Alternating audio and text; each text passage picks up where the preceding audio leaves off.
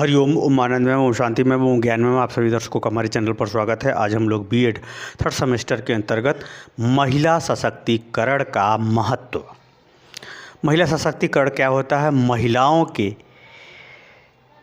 शक्तियों में वृद्धि का मतलब ही हुआ उनके शिक्षा में वृद्धि करना, उनके आर्थिक शक्तियों में वृद्धि करना, सामाजिक शक्तियों में वृद्धि करना या सामाजिक दायित्वों में उनकी भूमिका को बढ़ा देना, सामाजिक शक्ति में वृद्धि हुआ। उसी तरह से राजनैतिक शक्ति में वृद्धि का तात्पर्य है कि जो लोकतंत्र के अंतर्गत व्यवस्था है या नौकरशाह हैं उनमें उनके पदों की वृद्धि कर देना। एक प्रकार से हम बात करें तो महिलाओं की स्थिति में सुधार करना ही एक प्रकार से नारी सशक्तिकरण है। इसी नारी सशक्तिकरण का क्या महत्व है, इसको हम लोग इस वीडियो के अंतर्गत देखेंगे। नारी सशक्तिकरण का डिटेल में अर्थ पिछले वीडियो में बताया जा चुका है, आप प्लेलिस्ट में जाइए, वहाँ से पढ़िए। आगे हम लोग देखते हैं कि नारी सशक्तिकरण का महत्व क्या है। पहला महत्व तो यही है कि स्त्री की सुरक्षा और सम्मान में वृद्धि हो जाएगी, यानी महिलाएं स्वयं से अपनी सुरक्षा कर लेंगी। क्यों कर लेंगी? क्योंकि जब उनके पास बुद्धि होगी तो शिक्षा होगी, तो योग्यता होगी, योग्यता होगी तो पैसा होगा, पैसा होगा तो निश्चित रूप से दुष्ट लोग दूर रहेंगे। महिलाएं विभिन्न पदों पर, अच्छे पदों पर होंगी तब भी दुष्ट उनसे दूर रहेंगे। कहने का ये तात्पर्य यह है कि महिलाएं जब अपने पद और शक्तियों का उपयोग करने संबंधी अधिकारों को प्राप्त करेंगी, जैसे भारत में क्या है कि पैसा भले ही महिलाएं रखती हैं लेकिन उपयोग पुरुष ही ज़्यादा करता है, ऐसा न हो, बल्कि क्या है महिलाएं भी काम करेंगी तो पुरुषों की तरह वह भी स्वतंत्र अपने पैसे का उपयोग कर सकती हैं। तो कहने का तात्पर्य चाहे शिक्षा से वह योग्यता ग्रहण करें या कानूनी तौर पर किसी के माध्यम से अगर वह योग्यता ग्रहण करती हैं तो उनके अपनी सुरक्षा, अपने मान सम्मान की सुरक्षा और उसमें वृद्धि करने में वो सफल हो जाएंगी। जब वो सफल हो जाएंगी तब जो है उनको एक प्रकार से जो है अन्य महिलाओं का प्रेरणा स्रोत बनेंगी और उनके सामाजिक स्तर में धीरे धीरे क्या होगा, वृद्धि होगी। ये तभी संभव है जब महिलाओं के सशक्तिकरण किया जाए। पहला महत्व। दूसरा महत्व अगर हम बात करें आत्मसंतोष से कुशलता में वृद्धि। जैसे जो व्यक्ति कमाता है तो जब कमाता है, पैसा पाता है, तो जब सफलता उसको मिलती है तो और जोश में आता है, और अधिक काम करता है और अधिक सफलता के लिए आगे बढ़ता है। उसी तरह से यदि महिलाओं के सशक्तिकरण में वृद्धि किया जाए या महिलाओं सशक्तिकरण किया जाए, यानी उनको शिक्षा किया जाए, प्रशिक्षण दिया जाए और उनको स्थितियों में सुधार करने का प्रयास किया जाए, सामाजिक स्थितियों में सुधार करने का प्रयास किया जाए, तो उनमें क्या होगा, एक आत्मसंतोष मिलेगा। जब व्यक्ति अपने आप में संतुष्ट होता है तो वह कार्य को मन से करता है, जिसके कारण से उनकी कार्य कुशलता बढ़ जाती है, उनकी उत्पादकता बढ़ जाती है, उनका जो है कार्य करने में मन बढ़ने लगता है। जैसे कि अगर बात करें, एक महिला अगर खाना नहीं बनाती है लेकिन अगर वही होटल में खाना बनाती है तो पैसा मिलेंगे, तब वहाँ पर उसका उत्साह बढ़ेगा। घर पर अगर उसको मान सम्मान नहीं मिला तो उत्साह उसका घटेगा। कहने का हमारा ये तात्पर्य है कि नारियों की स्थिति में सुधार होता है, उनके क्रियाकलाप, कौशल, योग्यता में सुधार होता है, शक्तियों को उपयोग करने संबंधी स्थितियों में सुधार होता है, तो उनको एक आत्मसंतोष मिलता है जिससे उनकी कार्य करने की क्षमता बढ़ जाती है। इसलिए नारी सशक्तिकरण का यानी महिलाओं के कार्य क्षमता में वृद्धि के लिए भी सशक्तिकरण की आवश्यकता पड़ती है, इसके महत्व होता है। अगला है सामाजिक दायित्व का उपयोग। समाज में दो प्रकार के दायित्व होते हैं, यानी समाज के जो वर्तमान रीति रिवाज, परंपरा, व्यवहार है उसे बनाए रखना, उसमें जो कमियां हैं, जो दुर्गुण हैं, जो अनावश्यक अवरोध हैं या प्रथाएं हैं, उन्हें दूर करना। तो दोनों दायित्वों में महिलाएं अपना भूमिका अदा कर सकती हैं। कब? जब वो सशक्तिकरण किया जाए, उनको जो है वैसा अवसर, योग्यता, क्षमता प्रदान किया जाए, तो क्या होगा, वो समाज को शुद्ध भी करेंगी और समाज के अच्छे तत्वों का विकास भी करेंगी। तो इस प्रकार से सशक्तिकरण का महत्व समाज को सुधारने के लिए और महिलाओं का बराबर सहभागिता के साथ सामाजिक दायित्वों को पूरा करने के लिए भी इसके महत्व की आवश्यकता पड़ती है या इसकी आवश्यकता पड़ती है।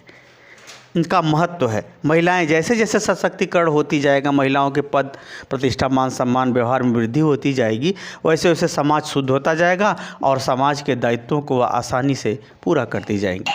आगे है लोकतांत्रिक गतिविधियों में सुधार। लोकतांत्रिक गतिविधियों का तात्पर्य है कि आधुनिक लोकतंत्र की व्यवस्था में राजा चुना भले ही सबके मतों से द्वारा चुना जाता है, परंतु जो राजा होता है उसे चुनने में पुरुष ही ज़्यादा वोट देने जाते हैं। महिलाएं अपने मत का भी महत्व ही नहीं समझती।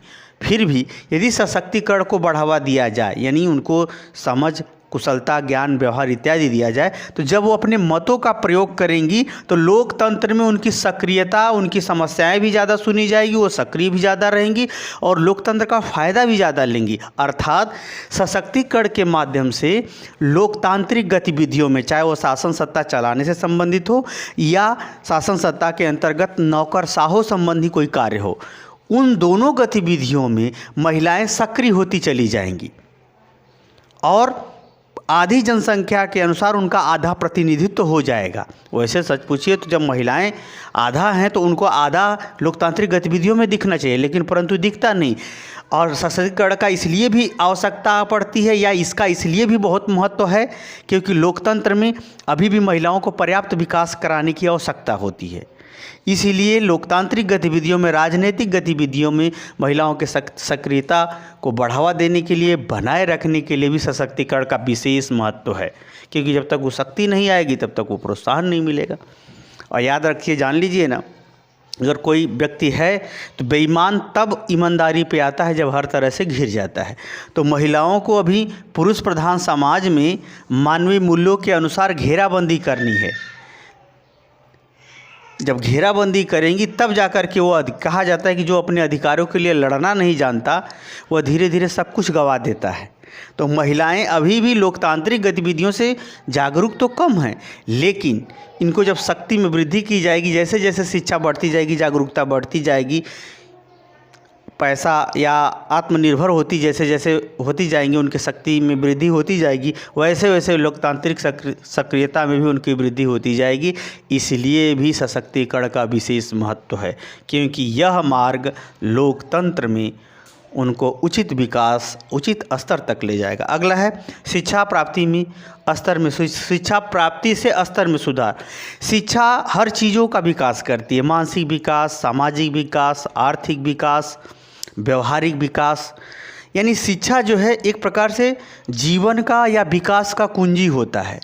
कहा जाता है अगर किसी को बर्बाद करना हो तो उसे गलत संगत पकड़ा दो। गलत संगत पकड़ाने से क्या होगा, वह गलत शिक्षा पाएगा, गलत शिक्षा पाएगा तो गलत तरफ जाएगा, और गलत जगह जो गया, गलत की ओर गया, वो आज नहीं तो कल पतन तय है। उसी तरह से अगर हम बात करें, अगर शिक्षा अच्छी दिया जाए, सही दिशा में दिया जाए, सही संगत दिया जाए, तो उसका विकास भी सही दिशा में होगा। वास्तव में जिस व्यक्ति को इस बात पर विश्वास नहीं कि गलत काम का गलत परिणाम होता है, वह चाहे पढ़ा लिखा हो चाहे न पढ़ा लिखा हो, वह दोनों पतन के ही रास्ते पे जाते हैं, आज नहीं तो कल।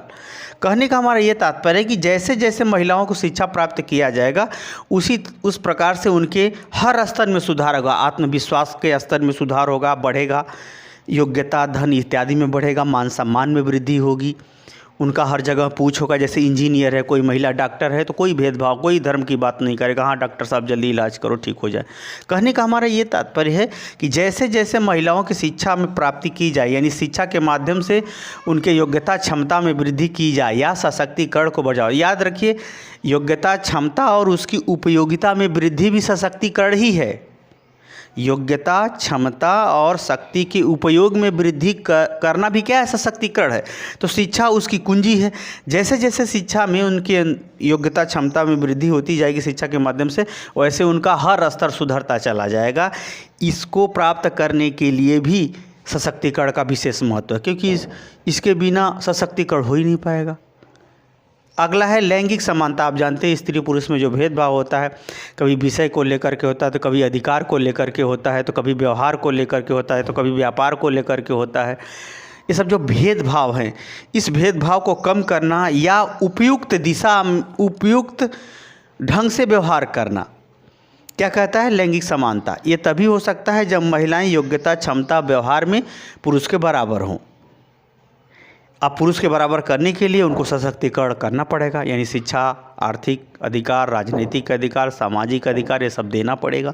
जब जैसे जैसे वो मिलता चला जाएगा वैसे वैसे लैंगिक समानता भी होती जाएगी, अर्थात लैंगिक समानता के लिए भी सशक्तिकरण का विशेष महत्व। अगला है वैवाहिक संबंधों में सुधार। जैसे आप जानते ही हैं, पुरुष प्रधान समाज होने के कारण से या ऐसे जो पुरुष हैं जो महिलाओं के ऊपर भावात्मक और वचनों द्वारा, शरीर द्वारा अत्याचार करते हैं या शोषण करते हैं या प्रताड़ना करते हैं, जिसके कारण से महिलाएं लड़कियां या किसी की माँ बहन सही होने के बावजूद भी जिल्लत की ज़िंदगी झेलती हैं।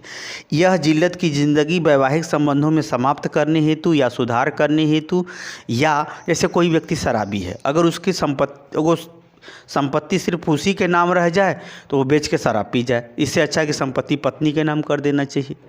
तो कहने का ये तात्पर्य कि वैवाहिक संबंधों में सुधार हेतु, वैवाहिक संबंधों की समस्या को समाधान हेतु भी सशक्तिकरण का विशेष महत्व है, क्योंकि जब वो महिलाओं को वह अधिकार मिला रहेगा तो दुष्ट का दमन करके या दुष्ट का सुधार करके या दुष्ट को परित्याग करके वे उस घर के अन्य सदस्य, पुत्र पुत्री इत्यादि को संभाल सकेंगी। तो एक प्रकार से अगर देखा जाए, वैवाहिक संबंधों में सुधारना या वैवाहिक संबंधों की समस्याओं को दूर करने में भी सशक्तिकरण का विशेष महत्व है।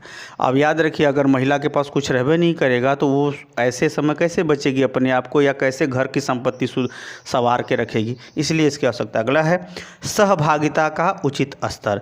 याद रखिए, जब हर क्षेत्र में महिलाओं का योगदान है, महिलाओं के द्वारा सीखा हुआ ही पुरुष अपने जीवन में उपयोग करता है, और महिलाओं का हर क्षेत्र में जब योगदान है तो उनको भी बराबर का दर्जा, बराबर का स्तर चाहिए, जो आज भी नहीं है। किसी भी क्षेत्र में देख लीजिए, सामाजिक समस्याओं पर पंचायत होती है तो महिलाएं पंचायत करने आती हैं? नहीं। महिलाओं से कुछ पूछा जाता है? नहीं। यही कारण है कि कोर्ट में केसेस बढ़ती चली गई। जब समाज में महिलाओं का स्तर नहीं समझा गया या वर्चस्व की लड़ाई की गई, पुरुष द्वारा अत्याचार किया गया, दबाव डाला गया, तो कोर्ट में संख्या इनकी बढ़ती चली गई समस्याओं की। तो महिलाओं की जैसे जैसे सहभागिता सामाजिक स्तर पर, आर्थिक स्तर पर, उत्तरदायित्व, उत्तराधिकार के स्तर पर जब सहभागिता बढ़ती जाएगी तो सहभागिता के माध्यम से वह भी अपने स्तर में या अपने सामाजिक स्तर में, दैनिक जीवन के स्तर में, मान सम्मान के स्तर में सुधार कर लेंगी। तो सहभागिता का उचित स्तर प्राप्त करने हेतु और उसमें वृद्धि करने हेतु भी सशक्तिकरण की आवश्यकता है। बिना इसके पुरुष मनबे नहीं, देबे नहीं करेगा। अब तो बड़ा अच्छा हो गया कि अब औरतों का भी नाम चढ़ता है, पहले तो था भी नहीं। अब तो धीरे धीरे काफ़ी सुधार, संशोधन हो रहे हैं विभिन्न अधिनियमों के तहत। तो जो उचित ही है सरकार का, तो सहभागिता का उचित स्तर प्राप्त करने, उचित स्थान प्राप्त करने, उचित अधिकार प्राप्त करने हेतु भी सशक्तिकरण का विशेष महत्व है, क्योंकि सशक्तिकरण के माध्यम से ही हम प्राप्त कर सकते हैं। क्योंकि व्यक्ति तो देगा नहीं, कानून जब तक साथ नहीं देगा सशक्तिकरण के माध्यम से, तब तक सहभागिता का स्तर प्राप्त नहीं होगा। तो इस प्रकार से जो है महिला सशक्तिकरण का ये विशेष महत्व है। वैसे बहुत सारी किताबों में बहुत ढंग से दिया हुआ है, बहुत अनेक प्रकार से भी दिया हुआ है। जितना मुझे सूटेबल लगा, व्यवस्थित लगा, मैं उन गतिविधियों से थोड़ा सा इसको व्यवस्थित और विशेष रूप से पढ़ाने का प्रयास किया है। मुझे उम्मीद है कि आप समझ गए होंगे। समझ गए तो कमेंट बॉक्स में जरूर बताइए। साथ ही मेरे चैनल को लाइक शेयर सब्सक्राइब कीजिए। हरिओम।